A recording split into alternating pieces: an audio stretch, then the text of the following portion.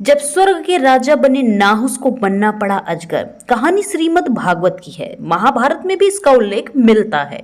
जब मनु के वंश की चौथी पांचवी पीढ़ी चल रही थी, स्वर्ग में इंद्र का राज था।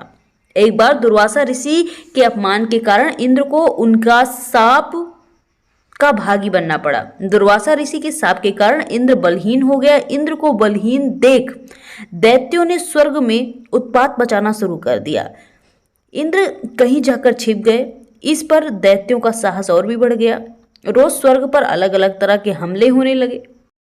तब अन्य देवताओं ने सप्त ऋषियों से मंत्रणा करके धरती के उस समय के सबसे तेजस्वी राजा राजा नाहुस को स्वर्ग का राजा बना दिया। नाहुस वीर और प्रतापी थे। उनके प्रभाव के कारण दैत्य फिर शांत बैठ गए और स्वर्ग में शांति हो गई। लेकिन स्वर्ग का राजपद और इंद्र का आसन मिलने के लिए कुछ ही दिनों में नाहुस पर सत्ता और शक्ति का नशा छाने लगा। वो अपनी मनमानियों पर उतर आया।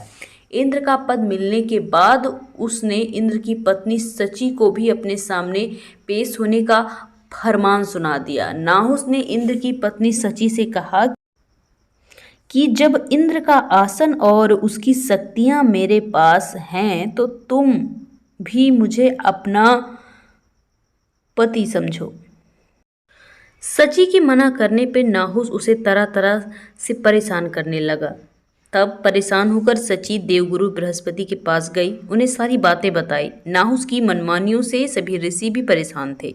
तब देवगुरु ने सची को एक युक्ति सुझाई। उन्होंने सची से कहा कि तुम नाहुस का प्रस्ताव मान लो और उससे कहो कि अगर वो सप्त ऋषियों को कहार बनाकर खुद उनकी डोली में बैठकर आए तो तुम उनको अपना पति स्वीकार कर लोगी। सची ने ये सुझाव मान लिया और नाहुस तक अपनी इस शर्त को संदेशा में भिजवा दिया। सची का संदेश पाकर नाहुस खुश हो गया और उसने सप्तऋषियों को डोली उठाने का आदेश दिया। मजबूरी में ऋषियों ने नाहुस की बात मान ली, लेकिन वृद्ध होने के कारण वे तेज नहीं चल पा रहे थे।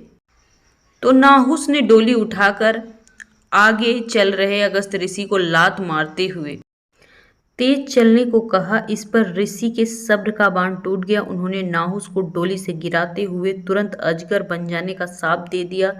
धरती पर गिरा हुआ नाहुस अजगर बन गया और अपने किए पर उसे पछतावा होने लगा। स्वर्ग का राजा बनने के योग्य व्यक्ति अपने अहंकार और गलतियों के कारण अजगर बन गया। नाहुस का उद्धार तब हुआ जब हजारों वर्षों बाद पांडवों ने उसे शाप से मुक्त कराया। तो मित्रों, ज़्यादा लालच हमें बर्बादी के मार्ग पे ले जाता है। इसलिए ज़्यादा लालच में आकर कभी अपने पाँव पे कुल्हाड़ी नहीं मारनी चाहिए।